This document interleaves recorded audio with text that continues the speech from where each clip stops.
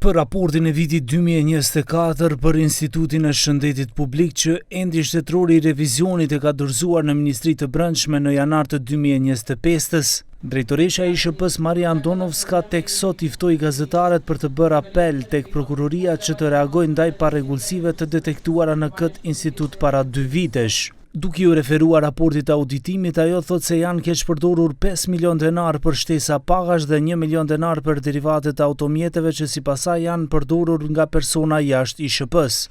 И договори на дело со веќе вработени. Значи, особата вработена во институтот, но добива и договор на дело околу, редовно вработена. За околу 20 лица станува збор, 20 на договори, секој месец. И тука образложенијата се дека за поливање со црево, за чистење на дворот, за архивска граѓа, ова се баш термините кои што ги има во овие договори. Сумата која што ја имаат овие лица зимано е од 44 до 88 милиарди месечно. Raporti thot se kishte një mënyrë të papërshtatshme të shpërblimit të punonjësve, u blenin pajisje mjekësore të panevojshme. Janë bler pajisje që tashmë i kishin dhe në vend të diçkaje që mungonte.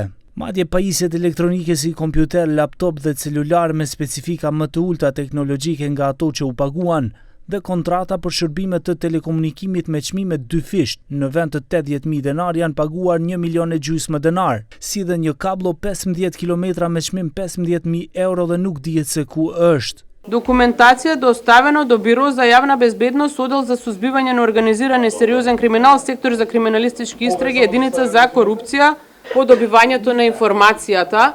Тие дојдоа за да земат одредена документација. И ви кажувам, тоа не беше лесен процес, траеше со месеци земањето на документацијата која што им беше потребна. Колку што сме во тек, тоа е проследено понатака во други институции како јавно обвинителство, но еве уште немаме ништо од тоа. Megjithatë, Andonovska nuk tregoi një shumë totale se brenda 2024 sa është dëmtuar buxheti i ISHP-s. Kujtojmë që në gjysmën e 2 të vitit 2024 drejtoresh ka qenë pikërisht Andonovska, ndërsa në gjysmën e parë të atij viti ka qenë ish drejtori i ISHP-s Shaban Mehmeti. Ky i fundit i tha televizionit 21 se çdo deklaratë e drejtoreshës aktuale është e rrejshme dhe se ajo ka përjashtuar nga puna 5 shqiptar. Sipas Mehmetit, pas një viti e gjysmë lë të merren institucionet përkatëse nëse ka keqpërdorime eventuale.